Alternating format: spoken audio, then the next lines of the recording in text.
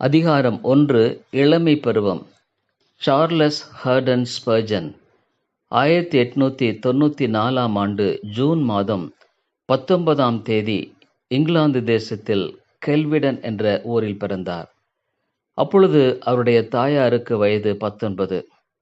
Spurgeon பிறந்து 14 மாதங்கள் ஆன பின்பு அவருடைய தாயாருக்கு வேறொரு குழந்தை பிறக்க இருந்தபடியால் ஸ்பர்ஜன் அவருடைய தாத்தா, அதாவது அப்பாவின் தகப்பனார் வீட்டிற்கு எடுத்துச் செல்லப்பட்டு அங்கு வளர்க்கப்பட்டார். தாத்தாவின் பெயர் ஜேம்ஸ் ஸ்பர்ஜன். அவருடைய தாத்தா ஸ்டாம்ஃபோன் என்ற இடத்தில் ஒரு சபையின் போதகராக பணியாற்றி வந்தார். ஆலயத்தின் அருகில் இருந்த போதகர் வீட்டில் ஸ்பர்ஜன் 5 வயது வரை வளர்ந்தார். ஸ்பர்ஜனின் கடைசி அத்தை ஆன் என்பவர்கள் ஸ்பர்ஜன் வளர்ந்து வந்த அந்த நாட்களில் அநேக ஆவிக்குரிய காரியங்களை கற்றுக் கொடுத்து வளர்த்தார்கள். ஸ்பர்ஜனின் வளரும் பருவத்தில் அது மிகவும் உதவியாக இருந்தது. ஸ்பர்ஜன் மிக சிறிய பையனாக இருந்த பொழுதே அவருடைய தாத்தாவின் புத்தக அறைக்கு சென்று அங்கிருந்த புத்தகங்களை எடுத்து பார்த்து கொண்டிருப்பார். ஜான் பென்யன் எழுதிய மோட்ச பிரயாணம், இரத்த சாட்சிகள் போன்ற புத்தகங்களில் இருந்த படங்களை மணிக்கணக்காக உட்கார்ந்து பார்த்து கொண்டிருப்பார். அவர் 5 வயதாயிருந்த போதே அவைகள் அவருடைய இருதயத்தின் ஆழத்தில் நன்கு பதிந்தன. ஸ்பர்ஜன் குடும்ப ஆராதனையில் வேதாகமத்தை மிக தெளிவாகவும் நிறுத்தியும் வாசிப்பார். ஸ்பர்ஜன் அவருடைய தாத்தா சபை மக்களோடு ஆவிக்குரிய காரியங்களை குறித்து பேசிக் கொண்டிருக்கும் பொழுது அல்லது ஆலோசனை கொடுத்து கொண்டிருக்கும் பொழுது உடனே உட்கார்ந்து உன்னிப்பாய் ஆவலுடன் கவனித்து கேட்பார். ஒரு சமயம் அவருடைய தாத்தாவின் சபை அங்கத்தினர் தாமஸ் ரோட்ஸ் என்பவர் ஒரு சாராய கடையில் புகைப்பிடித்து கொண்டு மது அருந்து கொண்டிருந்த பொழுது அந்த வழியாய் சென்ற ஸ்பர்ஜன் தன் விரல்களை அவருக்கு நேராக நீட்டி, எலியாவே, இங்கே உனக்கு என்ன வேலை? ஒரு சபையின் அங்கத்தினனாய் இருந்து கொண்டு தேவனை அறியாத மக்கள் மத்தியில் இவ்விதமாய் காணப்படுகிறாயே. நீ உன் போதகரின் இருதயத்தை உடைக்கிறாய். நான் உன்னை குறித்து வெட்கப்படுகிறேன். நான் ஒருபோதும் என் போதகரின் இருதயத்தை இவ்விதம் உடைக்க மாட்டேன் என்று சொல்லி கடந்து சென்று விட்டார். இதை கேட்ட தாமஸ் ரோட்ஸ் என்ற அந்த மனிதர் தன் இருதயத்தில் ஆழமாய் குத்தப்பட்டார். அந்த இடத்திலேயே பீர் கப்பையும் புகைபோக்கியும் கீழே வைத்துவிட்டு தனிமையான ஒரு இடம் நோக்கி சென்றார். தேவனுக்கு முன்பாக தன்னை முற்றிலும் தாழ்த்தி மன்னிப்பு கோரி மன்றாடி ஜெபித்தார். அந்த நாளிலிருந்து அவர் வாழ்க்கை முற்றிலும் மாறிற்று. அவர் மறுபடியும் தன் பழைய வாழ்க்கைக்கு ஒருபோதும் திரும்பவே இல்லை. சபையில் ஒரு நல்ல உதவி ஊழியராக எழும்பி சபைக்கு அதிக உதவியாய் செயல்பட்டார். ஸ்பர்ஜன் 5 வயது முடிந்த பின் அவருடைய பெற்றோர்களிடத்தில் அழைத்து கொண்டு வரப்பட்டு அங்கு வளர்ந்தார். அப்பொழுது ஸ்பர்ஜனுடைய அப்பாவும் அம்மாவும் கோல்செஸ்டர் என்ற இடத்தில் வசித்துக் கொண்டிருந்தார்கள். ஸ்பர்ஜனின் அப்பா நிலக்கரி வியாபாரம் செய்யும் ஒரு கம்பெனியில் குமஸ்தாவாக வேலை செய்து வந்தார். அதோடு கூட அவர்கள் வசித்து வந்த இடத்திலிருந்து 9 மைல் தூரத்தில் இருந்த சபையின் போதகராக பணியாற்றி வந்தார். இந்த 2 வேலைகளின் மத்தியில் அவருக்கு நேரம் கிடைப்பது மிக அரிதாக இருந்தது.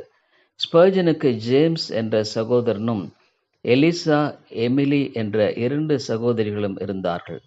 ஸ்பர்ஜன் அவர்களை கூட்டி வைத்து சிறு வயதிலேயே அவர்களுக்கு பிரசங்கிப்பது உண்டு.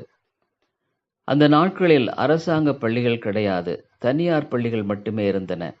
அதில் பணம் கட்டி படிக்க வேண்டும். ஸ்பர்ஜன் முதலாவது மிஸ்ஸஸ் குக் அம்மையார் நடத்தி வந்த ஒரு சிறு பள்ளியில் சேர்க்கப்பட்டார். ஸ்பர்ஜன் நன்கு படிக்கிறவராய் மாத்திரமல்ல, எப்பொழுதும் புஸ்தகங்களை வாசித்து கொண்டிருக்கிறவராகவும் காணப்பட்டார். அவருடைய அப்பாவின் புத்தக அறைக்கு சென்று மணிக்கணக்காக அநேக ஆவிக்குரிய புஸ்தகங்களை வாசித்து தேவனுடைய சத்தியங்களை அறிந்து கொண்டார். ஒரு விடுமுறையில் ஸ்பர்ஜன் அவருடைய தாத்தா வீட்டிற்கு சென்று இருந்த பொழுது அங்கு ரிச்சர்ட் நீல் என்ற ஒரு மிஷனரி வந்தார். அவர் இந்தியாவிலும் ரஷ்யாவிலும் கர்த்தருக்கென்று பணி செய்து வந்த ஒரு நல்ல தேவ மனிதன். ஸ்பர்ஜன் ஒவ்வொரு நாளும் குடும்ப ஜெபத்தில் வேதத்தை மிக அழகாகவும் தெளிவாகவும் வாசிப்பதை கேட்டு, இந்த சிறிய பையன் ஒரு நாளில் திரளான மக்களுக்கு தேவனுடைய சத்தியத்தை போதிக்கிறவனாக கர்த்தர் எழுப்புவார் என்று சொன்னார். ஸ்பர்ஜனுடைய தாயார் ஒரு நல்ல தெய்வீக பக்தியுள்ள ஜெபிக்கும் ஸ்திரீ. பிள்ளைகளுக்காக அதிகமாக ஜெபிப்பதும் அவர்களை கர்த்தருக்குள் பக்தியாய் வளர்ப்பதிலும் கருத்தாய் காணப்பட்டார். ஸ்பர்ஜனின் தகப்பனார் ஒரு முறை வாரத்தின் மத்தியில் கூட்டம் நடத்தும்படியாக அவர் ஊழியம் செய்யும்படியான கிராமத்தை நோக்கி சென்று கொண்டிருந்தார். போகும் வழியில் அவர் தன்னுடைய இருதயத்தில் தன்னுடைய குடும்பத்திற்கு தான் அதிகமான நேரம் கொடுக்காமல் அலட்சியப்படுத்தி கொண்டிருக்கிறேனோ என்ற உணர்வினால் குத்தப்பட்டு தன்னுடைய வீட்டிற்கு திரும்பி வந்தார். வீட்டில் ஹாலில் ஒருவரும் காணப்படவில்லை. அப்பொழுது மாடிக்கு மெதுவாய் சென்ற பொழுது அறைக்கதவு உள் தாளிட்டப்பட்டிருந்தது. ஸ்பர்ஜனின் தாயார் பிள்ளைகள் அனைவரையும் கூட்டி வைத்து அவருடைய ரட்சிப்புக்காக மன்றாடி ஜெபித்துக் கொண்டிருப்பதை கேட்டார். தன்னுடைய மனைவி குடும்பத்தின் பொறுப்பில் இவ்விதம் உண்மையுள்ளவளாய் இருப்பதை உணர்ந்து மறுபடியும் நம்பிக்கையோ தைரியத்தோடு கூட்டங்களை நடத்தும்படியாக மன திருப்தியோடு திரும்பிச் சென்றார். ஸ்பர்ஜன் தன்னுடைய பக்திக்குரிய வாழ்க்கைக்கு அவருடைய தாய் பெரிதான பங்கு வகித்திருக்கிறார்கள் என்று பிற்காலத்தில் அநேக முறை அவருடைய பிரசங்கங்களில் சொல்லியிருக்கிறார். அவருடைய தாயார் பிள்ளைகளுக்கு வேதத்தை வாசித்தும் அதை வியாக்கியானப்படுத்தி சொல்லியும் போதித்தும் அவருடைய ஆத்துமாவை குறித்து அடிக்கடி பேசுவதும் உண்டு.